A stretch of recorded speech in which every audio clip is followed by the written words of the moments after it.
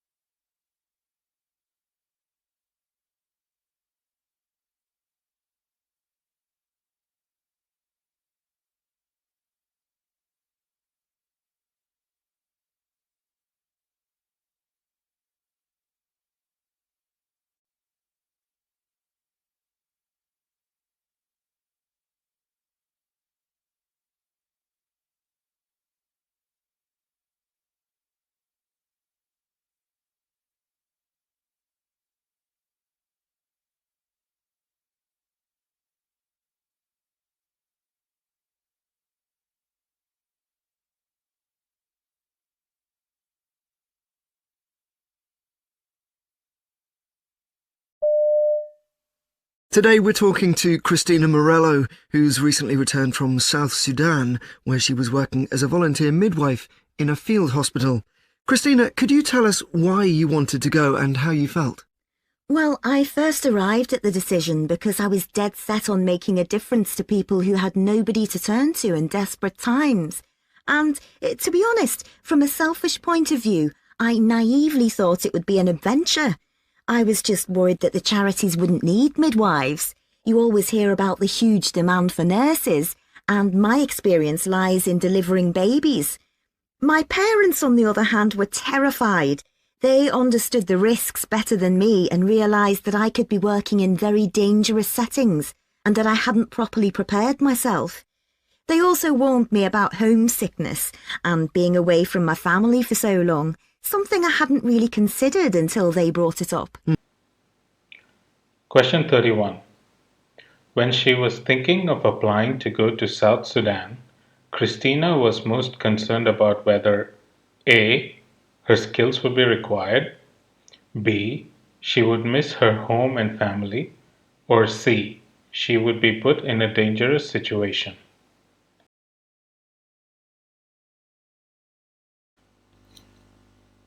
In the given conversation, we see that Christina is worried that the charities wouldn't need midwives. Now that corresponds to option A, her skills would be required.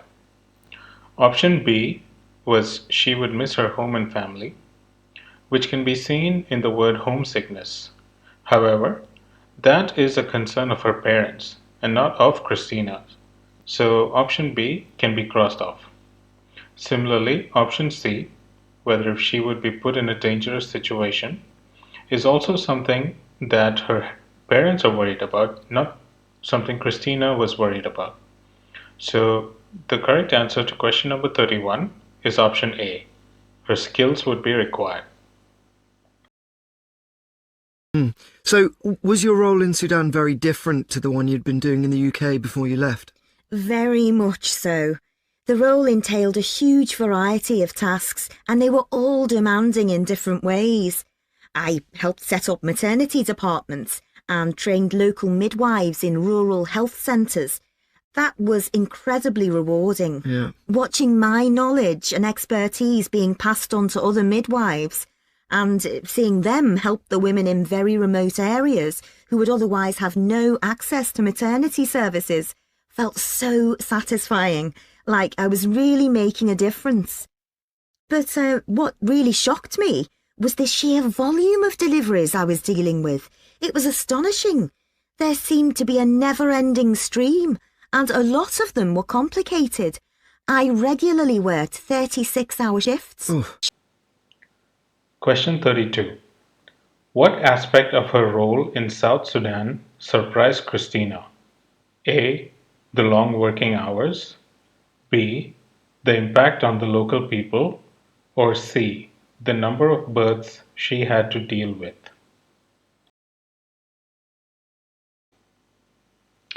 For question number 32, in the conversation, we hear Christina at the very end say that she regularly worked 36-hour shifts, which corresponds to option A. Option B, which is the impact on the local people, is also mentioned, where she says that watching her knowledge and expertise being passed on to other midwives felt so satisfying. But then she goes on to say what really shocked her was the sheer volume of deliveries. Now that is corresponding to option C, which is the answer to question number 32 because of the word surprised in the question. So the answer to question number 32 is C, the number of births she had to deal with. You mentioned that a lot of the deliveries were difficult. Could you expand on that for us? Yes, deliveries that I used to see as complicated back home became almost routine for me. I saw breech deliveries, twins, ectopic pregnancies, eclampsia, pre-eclampsia, and face presentations on a daily basis. And not only that, but all of these extremely dangerous situations have to be dealt with using very little medication. And you're sharing your kit with a team of people who are also working under extreme pressure.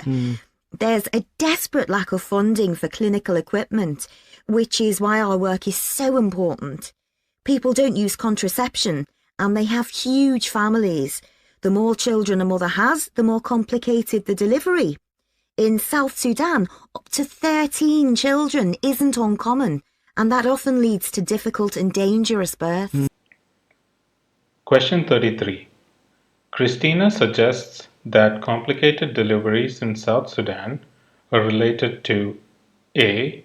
Use of poor equipment, B. Lack of contraception, or C. Shortages in funding.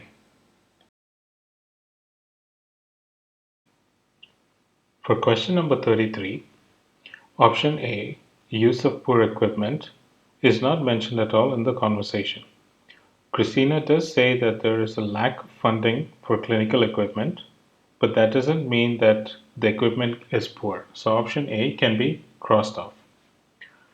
Option B, lack of contraception, is mentioned, where she says people don't use contraception and they have huge families. And C, shortages in funding, have nothing to do with deliveries in South Sudan. But Christina goes on to explain in the case of option B that the more children a mother has, the more complicated the delivery. So the answer to question number 33 is B, lack of contraception. Could you tell us about a patient who made a particular impression on you? I remember when one patient, let's call her Margaret, came to the hospital in labour with twins. When we examined her, it became apparent that she needed an urgent caesarean section. This was impossible, as there was already one being performed, and we simply didn't have the staff or equipment to handle two simultaneously or to do a turnaround in time. Right. We had to work quickly together, overcome any language barriers, and really cooperate with each other to make sure that the necessary equipment was sterilised and available as soon as possible. I think Margaret's case really demonstrates how teamwork is everything out there. Eventually, the babies were both born naturally, safe and well. That was one of the happy endings. Question 34. Christina talks about her patient Margaret in order to highlight the A. High risk of infection, B. High infant mortality rates, or C. Importance of communication skills.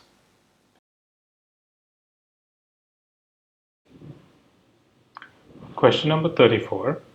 Option A, high risk of infection, is not mentioned at all in the conversation. Similarly, option B, higher infant mortality rates, is once again not mentioned in the conversation.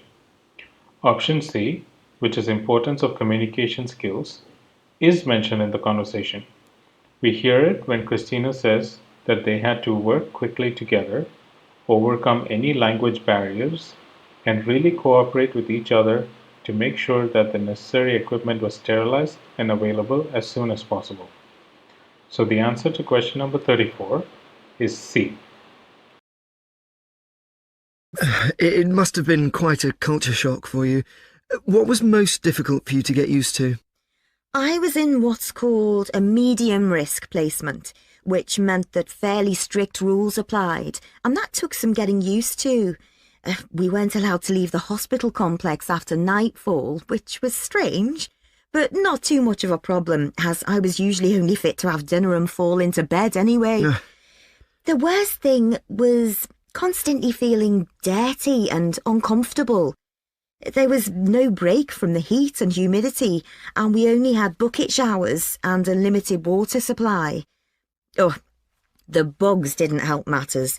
They really added to the discomfort, and everybody always had something or other to complain or worry about. A sting, a bite, an itch or a rash. Question 35. Christina says that the hardest thing to adapt to in South Sudan was A. The hygiene facilities, B. The presence of insects, or C. Having to stay in every night. For question 35, Christina says that they weren't allowed to leave the hospital complex after nightfall, which corresponds to option C, having to stay in every night. Then she goes on to say the worst thing was constantly feeling dirty and uncomfortable. Now that corresponds to option A, the hygiene facilities. Because of a lack of facilities, their hygiene was lacking, so they felt dirty and uncomfortable. Now, Christina does also talk about the presence of insects, where she says that the bugs didn't help matters. But she very specifically says the worst thing was feeling dirty and uncomfortable.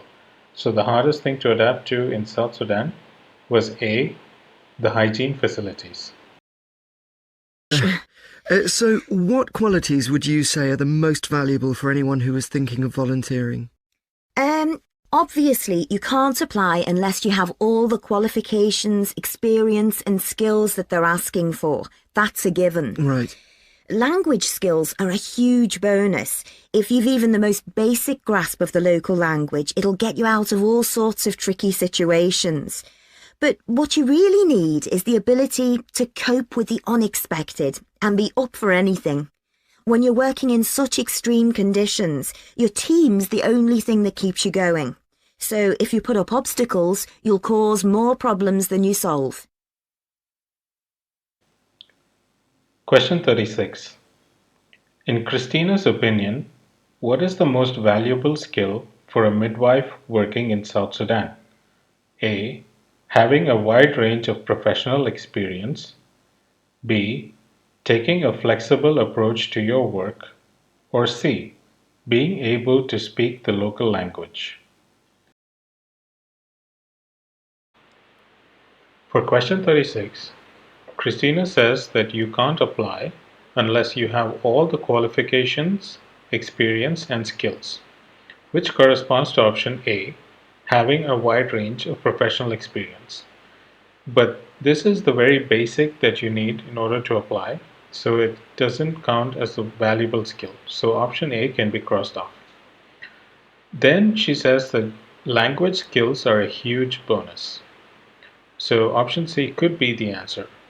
This is a little bit tricky because then she says what you really need is the ability to cope with the unexpected, which is another way of saying being flexible or taking a flexible approach.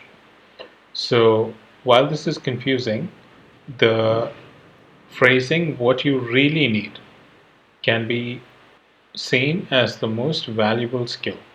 So the answer to question number 36 is B, taking a flexible approach to your work.